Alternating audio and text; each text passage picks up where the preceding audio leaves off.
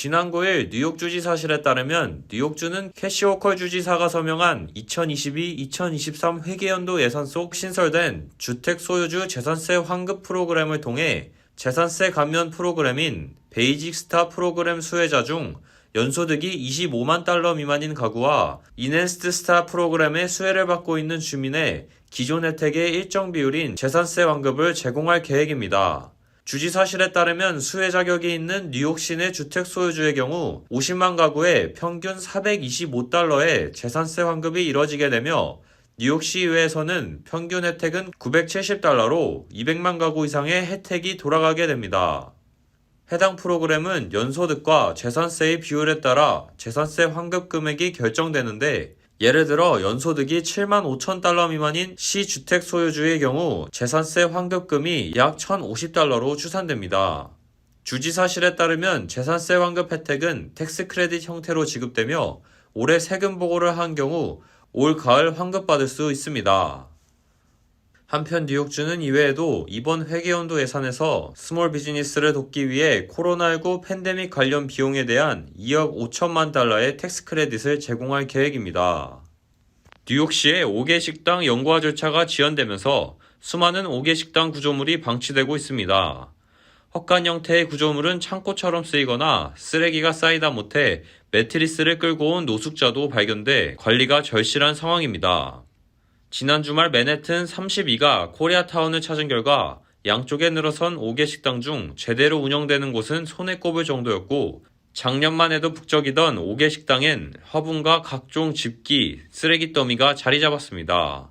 일부 행인들은 개인 쓰레기를 투척했고 비와 바람에 손상된 곳도 다수였습니다. 업주들도 5개 식당 구조물을 일부러 방치하는 것만은 아닌 상황으로 뉴욕시의 5개 식당 연구와 조례안 통과와 세부 디자인 지침이 계속 지연되자 무작정 철거하기도 애매하다는 것입니다. 뉴욕시는 당초 올봄 새로운 5개 식당 디자인을 발표하고 가을엔 조례안 통과, 겨울 라이선스 신청을 계획했으나 지난달 맨해튼 뉴욕 주법원이 재검토가 필요하다며 제동을 건 상황입니다. 바론 빈센트 시 교통국 대변인은 새로운 5개 식당 디자인에 대해 벽이나 밀폐된 구조물은 세우지 않아야 한다고 답변했으며 칸막이나 우산 등을 활용한 시설만 허용한다는 뜻으로 해석됩니다. 11일 뉴욕시경에 따르면 올해 1월 1일부터 지난 3일까지 뉴욕시에서 교통사고로 사망한 사람은 58명으로 지난해 같은 기간 사망자 43명보다 35%나 늘었습니다. 뉴욕시 교통사고 사망자는 1990년 이후 수십 년간 감소세였으나 팬데믹 이후 계속 급증세를 보이고 있습니다. 2019년 연간 교통사고 사망자는 220명이었고 2020년 243명, 2021년 274명으로 증가했습니다. 시 교통국 정책이사를 맡았던 존 오르쿠트는 올해 추세로 봤을 때 뉴욕시의 교통사고 사망자는 4년 연속 늘어날 것으로 전망된다고 밝혔습니다. 뉴욕시 기관별 평가 보고서에 따르면 NYPD는 2020-2021 회계연도에 총 38만 7,469건의 소환장을 발급했고 이는 2018년에서 2020년도에 비해 급감한 수치입니다. 만취 상태에서 운전하다 적발된 건수도 1,027건에서 500건 아래로 줄었으며 결국 팬데믹 이후 인력 부족으로 NYPD가 운전자들을 방치해 교통사고 사망자도 급증한 셈입니다. 연방고속도로 교통안전청에 따르면 작년 1월부터 9월까지 뉴저지주 교통사고 사망자는 총 496명으로 전년 동월 대비 19.2% 늘었습니다. 트레이시 노블 전미자동차협회 공공 및 정부 업무 담당자는 제대로 된 단속과 안전 캠페인을 벌여야 한다고 밝혔습니다.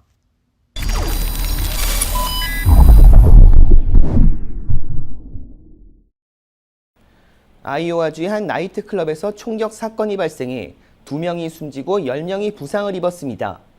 조지아의 한 사격장에서는 강도의 총에 맞아 업주 가족 3명이 목숨을 잃었습니다. 박시문 기자가 보도합니다. 아이오와의 시더 래피즈에 있는 한 나이트클럽에서 총격 사건이 발생했습니다. 오늘 새벽 1시 30분쯤 시내에 있는 타부 나이트클럽 앤 라운지에서 남성 2명이 수십 발의 총격을 가해 2명이 숨지고 10명이 다쳤습니다. Officers immediately proceeded inside and they found 2 deceased individuals and 10 more victims suffering from gunshots, shrapnel, or other wounds caused by gunfire.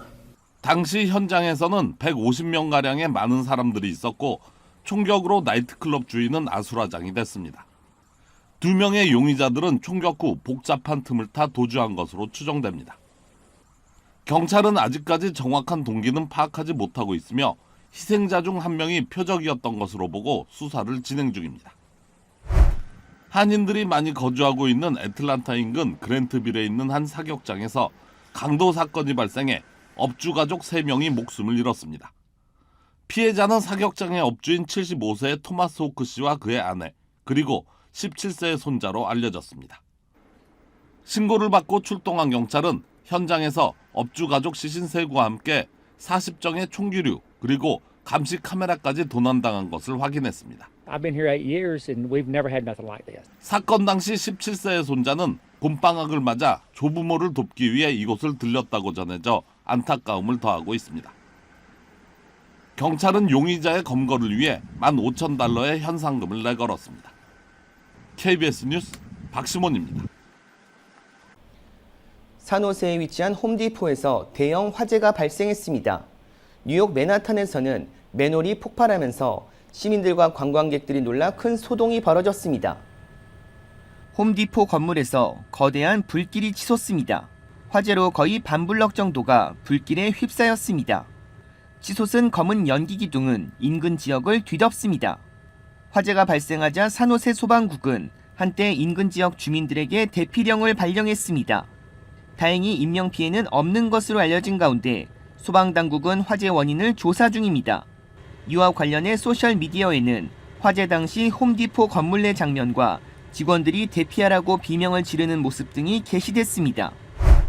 어제 저녁 뉴욕 맨하탄 43가에는 맨홀이 폭발했습니다. 폭발 소리에 놀란 사람들이 테러를 의심하며 급히 대피하면서 현장에선 소동이 벌어졌습니다. 갑작스런 맨홀 폭발로 타임스퀘어를 찾은 관광객들도 크게 놀라 불안에 떨어야 했습니다. 당시 모습은 사람들이 휴대전화로 찍은 화면에 고스란히 담겼습니다. 소방당국은 맨홀 지하 공간에 쌓인 가스가 누전 등으로 불이 붙어 폭발하면서 사고가 난 것으로 보고 있습니다. 소방당국은 사람들이 많은 곳이었지만 다행히 부상자나 큰 피해는 발생하지 않았다고 밝혔습니다. 미국에서 주 4일 근무제를 도입하려는 입법 움직임이 활발해지고 있습니다. 캘리포니아주 의회와 연방의회 모두에서 법안이 추진 중인데 찬반이 팽팽히 맞서고 있습니다. 윤범수 기자가 보도합니다. 캘리포니아 주 하원 법안 2932, 현재 주 40시간으로 규정된 정규 근무 시간을 32시간으로 줄이는 내용을 담았습니다. 근무 시간이 줄었다는 이유로 직원들의 급여를 깎는 것을 금지하는 내용도 포함됐습니다. 법안이 통과되면 캘리포니아주는 50개 주 가운데 최초로 주 4일 근무제를 적용하는 주가 됩니다. 500명 이상을 고용하고 있는 주내 2,600여 개 기업, 360만 명의 직원들이 우선 적용 대상입니다.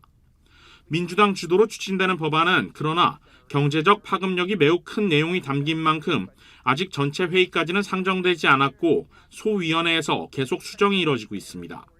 캘리포니아 주 외에 연방의회에서도 주 4일 근무제를 다룬 법안이 추진 중입니다.